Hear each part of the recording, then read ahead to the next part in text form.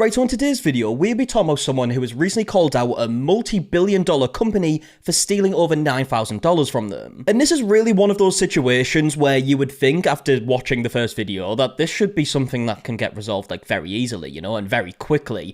But as we're about to find out, that doesn't seem to happen. So the main person you'd be aware of here is a user called Captured by Christina Ann. And she recently tried to purchase tickets to the World Cup that is happening this year. Which, by the way, are already extortionate. I mean, ticket prices in general for, like, every event have went up, like, a ridiculous amount over the past few years.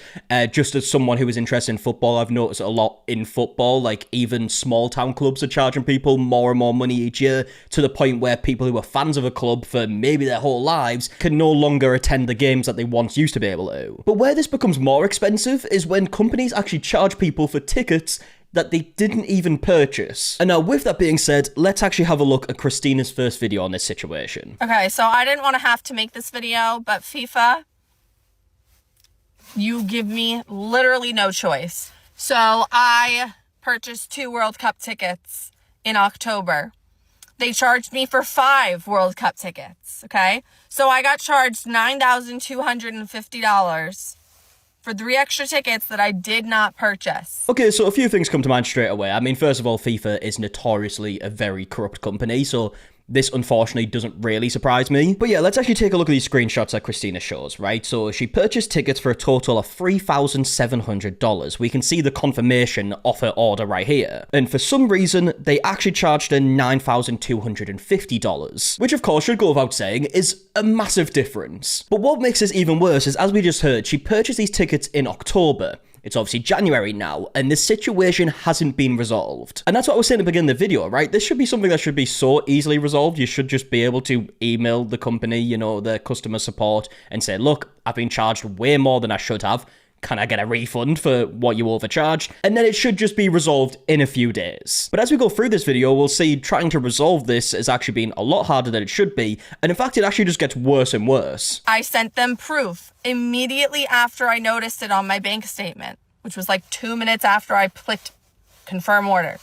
I sent them screenshot proof that it said I only purchased 2 tickets, not $9,250 worth of tickets. File a dispute with Chase because FIFA didn't answer. A week of constant emails and me nagging them, no answer. Again, unfortunately, this doesn't really surprise me just with FIFA's reputation, but I mean, it's such a ridiculous amount of money, right? I mean, even just the actual tickets that she purchased was a ridiculous price, right? 2 tickets for $3,700. But then to overcharge someone for over $9,000 is crazy, right? I mean, that could have such a big impact on someone financially, especially if you're not going to resolve it after a few months. But now in this part of the video, we hear that FIFA finally got back in touch with Christina. They were saying, like, look, we're going to try and resolve this. But their method of resolution is a bit strange to me. And they tell me that they can refund me for 3 of the 5 tickets. But in order to do so, I need to place an order for 2 more tickets. And then they'll refund me for the 5. So to clarify, I purchased 2 tickets. They charged me for 5 tickets, $9,250, okay?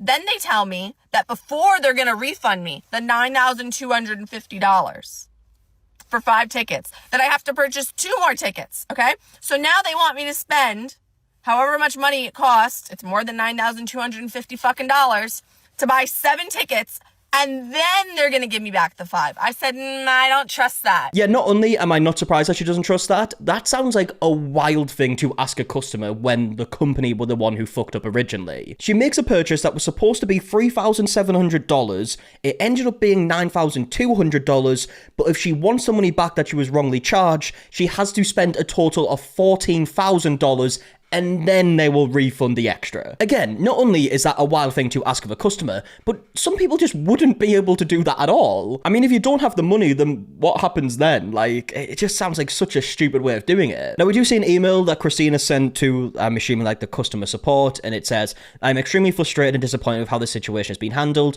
Let me be absolutely clear. I will not make a second payment to complete a new reservation for an error that your company caused. The responsibility for correcting this issue lies entirely with your team, not with me, which is absolutely right. That's how it should be. I ordered and authorized payments for 2 packages. Instead, your team charged me for 5, totaling nearly $9,000, and I have received nothing in return. To now claim this sale is binding when the overcharge was your mistake is unacceptable and indefensible. Yeah, I mean, if they actually said that this sale was binding after charging someone like a secret amount that they weren't aware of, obviously, again, should go without saying, is crazy. Completely wrong. And you would think with being such a big company, being a multi-billion-dollar company, that they would probably have some like good customer service, right? And they'd be able to do things the right way because they are clearly in a financial situation to have the best team possible. But unfortunately, most of the time it works out the complete opposite to that, right? I mean, these billion-dollar companies tend to have the worst customer service. And it's probably because they know they can get away with it, right? Because realistically, something like this isn't going to damage FIFA in the slightest. They're already so big and have so much money. Whereas if a smaller company did this, they would be ruined, right? We have spoke about situations on this channel previously with smaller companies potentially like stealing or scamming money from customers. And then when the customer calls it out, the company receives a crazy amount of backlash and it does affect them. But in this case, it really wouldn't. But this is where the situation gets even worse, right? So Christina's been overcharged for these tickets, right? For the amount of 5 tickets. The problem being here is that she actually doesn't even have access to these tickets. It's not showing up in her account. So from what Christina can tell, she might not even potentially have these 5 tickets and might have just been charged for nothing. They said that the tickets would show on my account. No tickets showed on my account. Now I know what you're thinking, okay?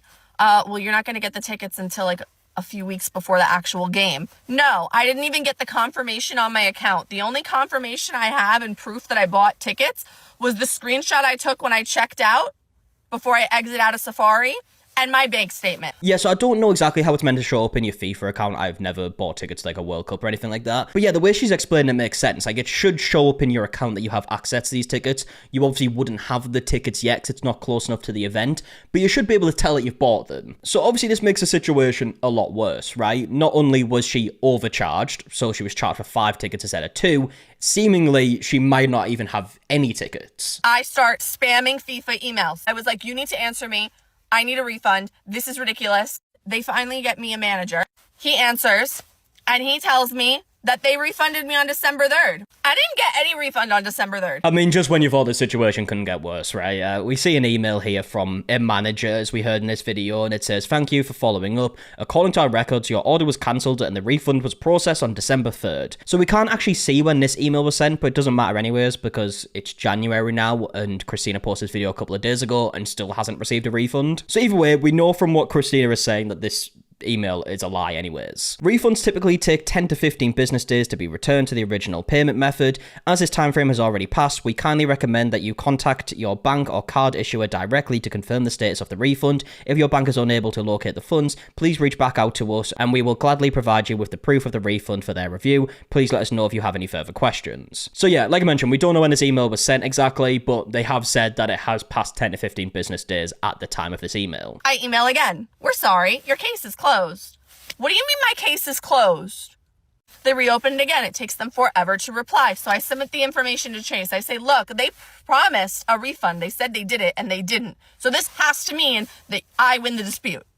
You would think that Chase would, do that. Nope. So yeah, not only does this situation look bad on FIFA, it also looks very bad on Chase as well. Because you've got it in writing from the company that they wrongly charged you and they're refunding you the money, and for some reason, according to Christina, Chase don't want to help fix this at all. Now, a lot of people in the comment section are saying, like, this is why you should use credit cards, right? Because then they will help you. But Christina has actually said in the comment section that she did use a credit card for this. So yeah, I'm really struggling to understand why they haven't resolved this. I have heard like very mixed like things about Chase Bank in situations like this that we've spoke about on this channel. Like, there's a lot of people who talk about how they easily got their money back because they used a credit card with Chase Bank. But then there's a lot of people also saying the complete opposite. Now, Christina does go on in this video talking about how she has dreamed about going to the World Cup since she was a child. She mentions 3 nations that she really wanted to go and watch. I believe looking at the dates of the tickets and the group for the tickets, I believe she was going to go and watch Brazil versus Morocco. And yeah, she's saying like she was really looking forward to this, and obviously this situation has completely changed that. I have dreamed about going to see Italy play in the World Cup, or Brazil or Argentina, because those are my 3 favorite teams. I've been dreaming about that since I was a little kid. When I saw Italy win the World Cup, and I was like 5 or 6 years old, I was in my living room with my dad, and I said, wow, in 2026, it's going to be in the US, and I want to see it. I'm so infuriated. I saved my good, hard-earned money to buy 2 tickets, and you took advantage of me. And I don't know where else to go because you don't pick up your phones, you don't answer your emails. Chase is not helping me. So I'm taking it to TikTok. Now, seemingly, taking it to TikTok has actually kind of helped a little bit. Again, we have seen this in so many situations on this channel where a company wants nothing to do with a situation. They don't want to help the customer at all. But as soon as it becomes public information, a video is posted, it goes viral, all of a sudden they do want to help. And this has become a big situation at this point, right? The original video is on 1.2 million views, the update videos on basically 250,000 views, and the same for the third video was uploaded. So following the first video, it seems like FIFA did end up reaching out to try and resolve this. We're actually not even sure if they did in the end. It also seems like Chase still want nothing to do with this. They asked for my banking information and confirmed my address, and they told me they were going to process a refund. And I spoke to the person and I said, listen, they told me this last time and they told me this in an email. What makes this time different? And I was just told, you have to trust me. This time is different. And I didn't want to trust them, but what choice do I have? There's one number to call them back on, and that's it. It's not like I can get a direct line to someone. So like I have to take their word and hope for the best. I have yet to receive a refund. Still, I've got no email confirmation, which they promised I would receive about the refund with a ticket number. And I have nothing in my Chase bank account that shows even remotely pending a refund. Yeah, I mean, that's not really a good sign, right? If they say they're going to send like a confirmation email saying that a refund's on its way and they haven't done that yet. And again, the thing that really blows my mind about this is the fact that this should be such an easy situation to fix. Like, you would think that they should just be able to refund for 3 of the tickets and let Christina keep the 2 that she originally tried to purchase. Especially since she has the screenshot of the 2 tickets that she originally tried to purchase. But no, it's actually basically been about 4 months now. I said January earlier in the video. I've just realised it's actually February now. It's February 1st as I'm recording this. So yeah, it's nearly been 4 months. I don't know when exactly in October this situation started, but it's took way longer than it should have. Now, there is a part 3 to this situation that Christina has uploaded. She starts off the video by talking about how they keep like deleting comments on the social media from people mentioning this. They really do hate bad publicity because they've been taking down the comments from myself and you guys on their TikTok and Instagram page. I have been recording my conversations with them. I just haven't posted any recordings yet. I did call the news. I didn't want to do any of this stuff at first because it just felt like extra, and I had to remind myself that nothing is extra about $10,000. Maybe for FIFA it is, but nothing is extra about that for me, and I have a right to protect myself and my money. Yeah, again, this is something else that blows my mind, because $10,000 to FIFA is nothing, right? It would be the equivalent of like $10 to most people. So why are they making this situation so difficult, especially when $10,000 to most people is a lot of money? Now, we do also see another email that Christina has recently sent. It's basically a lengthy email talking about this whole situation in chronological order, like everything that has happened. Most of the stuff that I'm reading here is stuff that we've kind of already spoke about, that Christina has mentioned in this video. If you do want to pause it, you can read it here. But the last thing we hear is that Christina received a phone call from an AP accountant at FIFA saying that the refund will be made and she will receive it that day. At exactly 3:52 today, I got a phone call from a Catherine Romano, I believe is how you pronounce it. She is the AP accountant for FIFA, and she told me that I needed to provide my banking information and my routing number again. I already gave this to someone like 4 days ago, and I needed to confirm it. So I said, okay, well, can you read it to me and I'll confirm? She said that's against policy. I said, well, I don't know if you're really FIFA.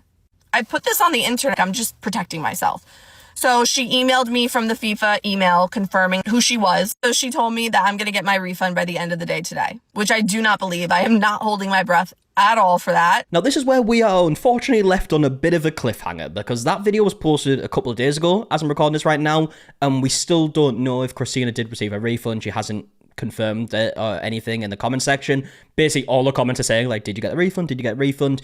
And we don't really have an answer. I would assume that another video will be posted kind of confirming if the refund was made or not, and hopefully it was, right? Because that should have been something that was done months ago. But the main thing at this point is that Christina does eventually receive the refund. Now, with the refund being about $9,000, I would assume that that means that Christina no longer has any tickets, I'm not sure if she'll be able to actually buy tickets. I'm not sure if she'll even want to buy tickets after this situation. But that would be a really sad end to all of this, right? Because as we heard, Christina's been wanting to go to the World Cup since she was a child. She was finally able to, probably really looking forward to it. And instead, she has had to deal with this situation for months, which in the end might result in her not having any tickets at all. And unfortunately, since this is such a big company like FIFA, this won't impact them at all, right? They have had some very, very, very negative publicity throughout the years, and they're obviously still fine. And unfortunately, because of that, they can get away with stuff like this, because $10,000 in the grand scheme of things isn't a lot of money to a company like FIFA, but it's a lot of money to most people. But yeah, with all that being said, I would love to know your thoughts in the comment section down below on this whole situation. And not just your thoughts on FIFA in this situation, but also Chase, right? Because it sounds like they just wanted nothing to do with this and weren't helpful at all.